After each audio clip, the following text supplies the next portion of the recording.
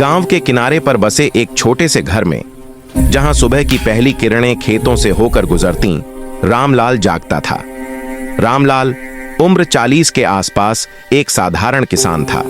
उसके चेहरे पर झुर्रियां थीं, जो न सिर्फ धूप धूल की मार से बनी थीं, बल्कि जीवन की कठोरता से भी। उसके पास 8 एकड़ जमीन थी, जो उसके पिता ने खून पसीना बहा कर दी थी। पत्नी सीता, 2 बेटे, बड़ा वाला श्याम जो कॉलेज में पढ़ता था, और छोटा मोहन जो अभी स्कूल जाता था, और एक बेटी राधा जो 12 साल की थी। जीवन सादा था लेकिन खुशहाल। सुबह रामलाल खेत में जाता, शाम को घर लौटता और रात को परिवार के साथ चूल्हे के सामने बैठकर पुरानी कहानियां सुनाता। बाबूजी, आज स्कूल में टीचर ने कहा कि मैं क्लास में सबसे तेज हूं, मोहन ने एक शाम कहा, अपनी किताबें मेज पर रखते हुए। रामलाल ने मुस्कुराते हुए उसके सिर पर हाथ फेरा।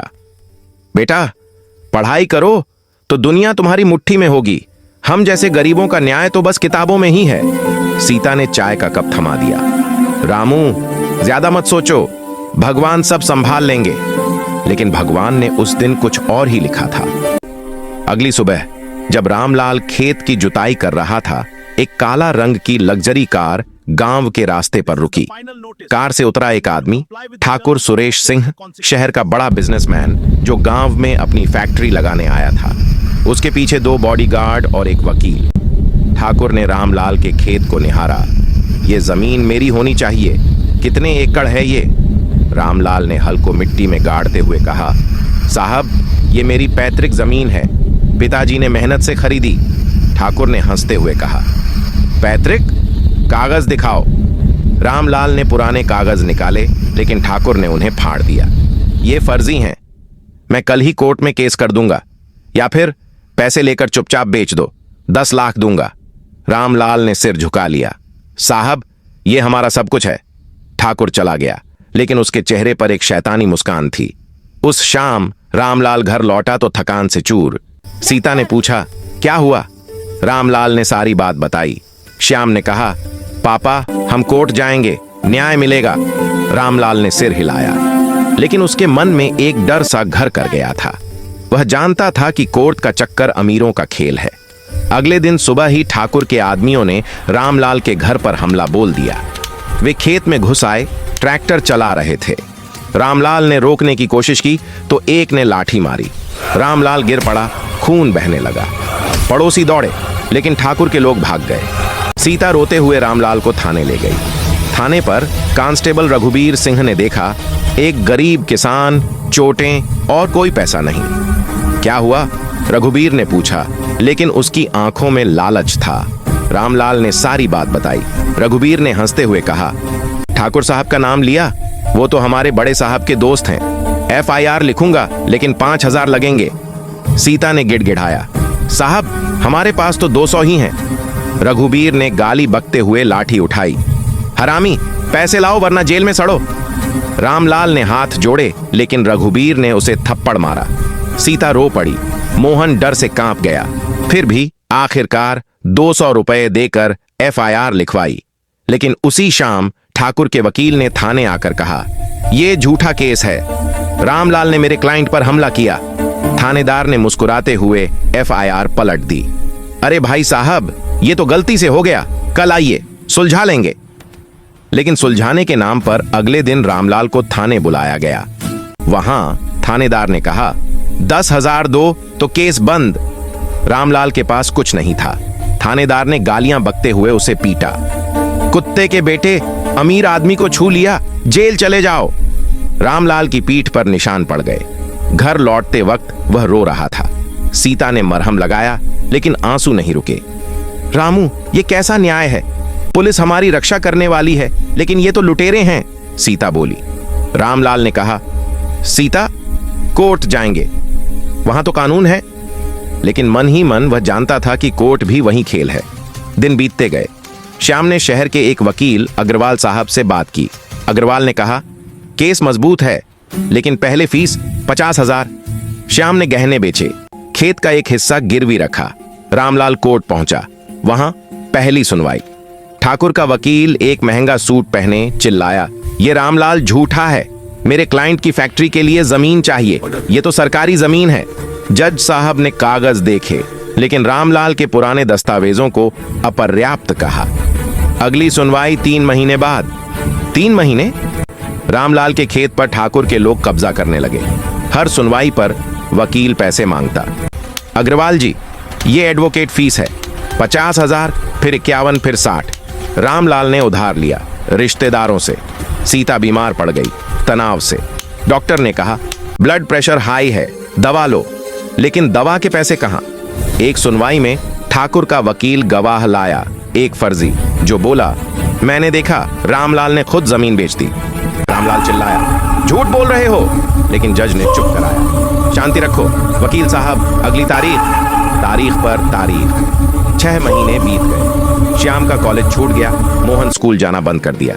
राधा रोती, पापा भूख लगी। रामलाल ने कहा बेटी बस थोड़ा और, न्याय मिलेगा। लेकिन न्याय? एक दिन कोर्ट में जज ने कहा ठाकुर साहब के दस्तावेज मजबूत हैं, रामलाल तुम्हें साबित करना होगा। अग्रवाल ने फुसफुसाया साहब को पैसे दो तो फैसला हमारे हक में। रामलाल के पास कुछ नहीं बचा। वह घुटनों पर गिर गया। माई बाप न्याय करो। जज ने अनसुना किया। बाहर आते ही क्लर्क ने कहा अगली फीस 10,000। घर लौटकर रामलाल टूट गया। सीता ने कहा रामू अब क्या, हम बर्बाद हो गए।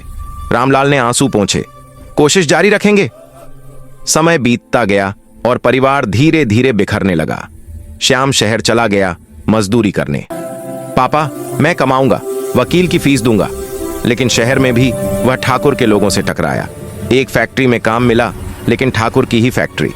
वहां सुपरवाइजर ने कहा रामलाल का बेटा निकाल दिया जाओ। श्याम भूखा सोने लगा। एक रात फोन आया, श्याम बीमार, हॉस्पिटल में। रामलाल दौड़ा, लेकिन पैसे नहीं। डॉक्टर ने कहा पेमेंट पहले। घर पर मोहन सड़क पर घूमने लगा। दोस्तों के साथ चोरी का शक लगा। थाने ले जाया गया। रघुबीर फिर मिला। अबे तेरे पिता ने सिखाया 2002 छोड़ दूं। मोहन रोया, चाचा मैं निर्दोष हूं। लेकिन रघुबीर ने पीटा। मोहन घर लौटा छोटों से। राधा ने देखा तो डर गई। वह स्कूल जाना बंद कर दिया, घर का काम करने लगी। सीता की हालत बिगड़ती गई।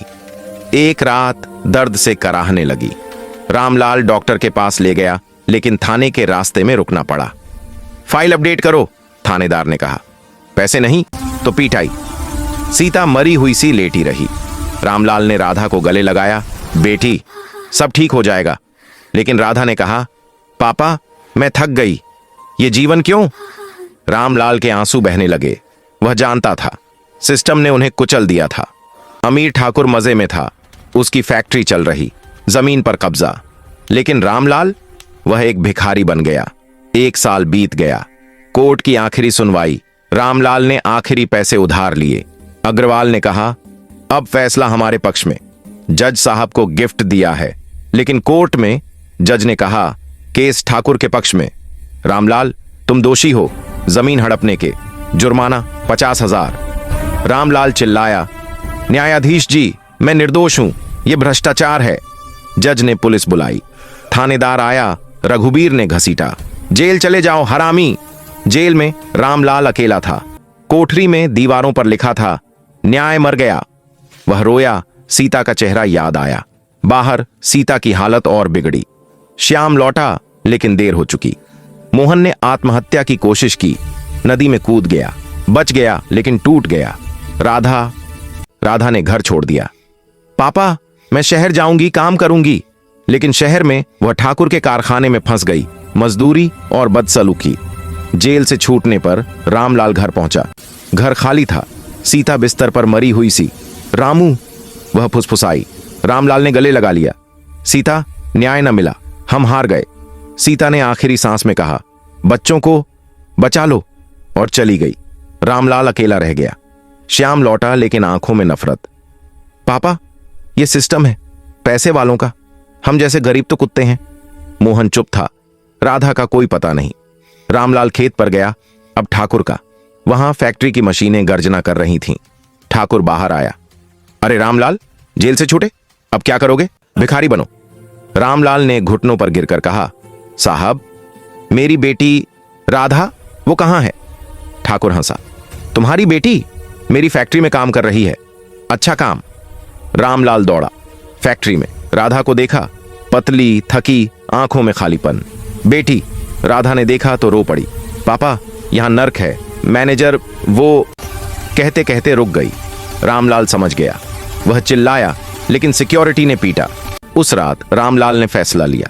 वह थाने गया, फिर कोर्ट, लेकिन हर जगह वही, पैसे मांगो। आखिरकार वह एक पुल पर खड़ा हो गया। नीचे नदी बह रही थी। भगवान, ये न्याय क्या है? जहां निर्दोष मरते हैं, अपराधी हंसते हैं। आंसू बह रहे थे। श्याम आया। पापा न जाओ, लड़ेंगे। लेकिन रामलाल ने कहा, बेटा, लड़ाई खत्म, ये स्टोरी खत्म हो गई। वह कूद गया। नदी ने उसे निगल लिया। शव मिला, लेकिन कोई केस नहीं। ठाकुर ने कहा, खुदकुशी, गरीबी का कमाल। श्याम ने राधा को बचाया, मोहन को संभाला, लेकिन उनके आंखों से आंसू सूखे नहीं। भारत का एक आम आदमी सिस्टम की भेंट चढ़ गया। न्याय, वो तो अमीरों की जेब में है। रामलाल की मौत ने गांव को सदमे में डाल दिया। नदी किनारे उसका शव मिला। जब सुबह की पहली किरणें पानी को चमका रही थीं, श्याम ने पिता का पार्थिव शरीर उठाया तो उसके हाथ कांप रहे थे। पापा, तुम्हें न्याय मिलेगा, मैं वादा करता हूं। मोहन चुपचाप खड़ा था, आंखों में एक खालीपन जो मौत से बड़ा था। राधा दूर से देख रही थी। उसके चेहरे पर आंसू सूख चुके थे, लेकिन दिल में एक ज्वाला सुलग रही थी। सीता, जो बिस्तर पर मरी हुई सी पड़ी थी, ने आखिरी सांसों में बच्चों को देखा। श्याम, मोहन, राधा, लड़े रहो, न्याय कहीं ना कहीं मिलेगा। और फिर वह हमेशा के लिए चली गई। गांव वाले इकट्ठे हुए, कुछ रोए, कुछ सिर झुकाए, लेकिन कोई बोलने को तैयार नहीं। ठाकुर सुरेश सिंह का नाम आते ही सब चुप। वो तो बड़ा आदमी है, कोई फुसफुसाया। पैसे से सब खरीद लेता है। श्याम ने गुस्से से मुट्ठी भींची। नहीं, अब चुप नहीं रहूंगा।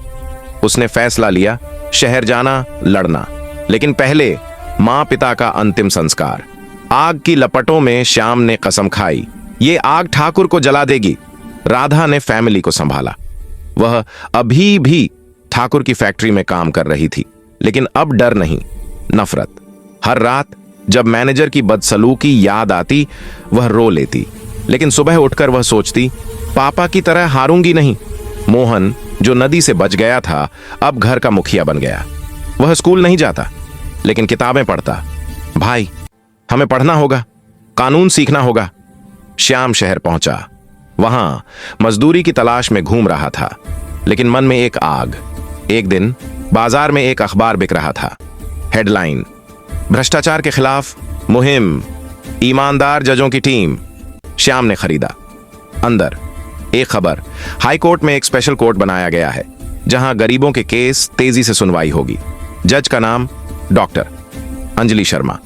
यह मौका है, श्याम ने सोचा, लेकिन शहर में रहना मुश्किल। किराया, खाना, सब महंगा। वह एक छोटे से रूम में रहने लगा। दिन भर रिक्शा चलाता, रात को केस की फाइलें इकट्ठा करता। श्याम ने सबसे पहले थाने का रिकॉर्ड मांगा, लेकिन रघुबीर कांस्टेबल ने हंसते हुए कहा, फाइल? कौन सी फाइल? तुम्हारे पिता की खुदकुशी का केस क्लोज हो गया।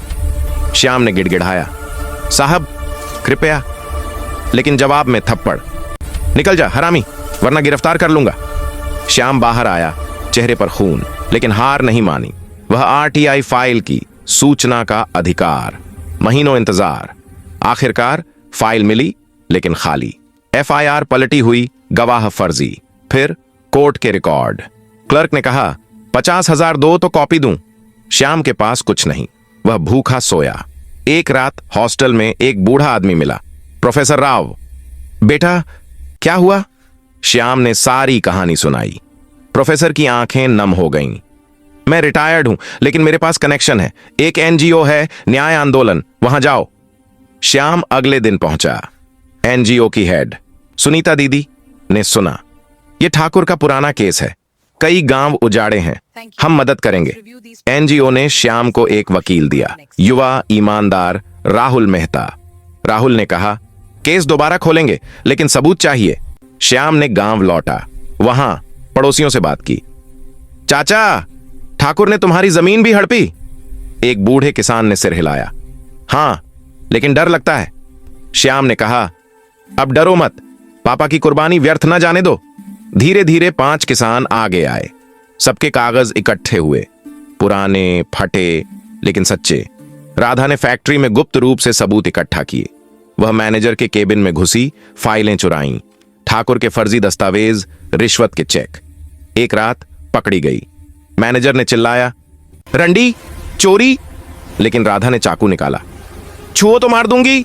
वह भागी, फाइलें सीने से लगाए। घर पहुंची तो रो पड़ी, भाई ये लो न्याय का हथियार। मोहन ने इंटरनेट सीखा, गांव के साइबर कैफे में।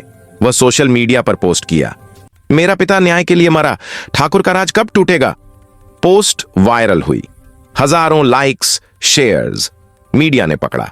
एक पत्रकार, नेहा जैन, ने संपर्क किया। श्याम, इंटरव्यू दोगे? श्याम ने हां कहा। टीवी पर खबर, गरीब किसान की बेटी की पुकार, भ्रष्टाचार की कहानी, हाई कोर्ट में अपील दाखिल। डॉक्टर अंजलि शर्मा की स्पेशल कोर्ट, पहली सुनवाई। ठाकुर का वकील, वही महंगा सूट वाला, चिल्लाया, यह फर्जी केस है, रामलाल ने खुदकुशी की। लेकिन राहुल ने सबूत पेश किए, आरटीआई फाइलें, चुराई गई दस्तावेज, गवाह।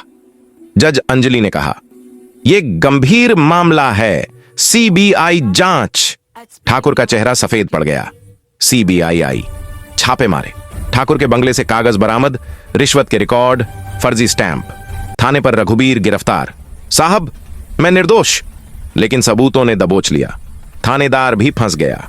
अग्रवाल वकील का घर खंगाला गया, लाखों के चेक। मीडिया ने कवर किया, भ्रष्टाचार का पर्दाफाश। गांव में हलचल, ठाकुर के लोग भागे लेकिन पकड़े गए।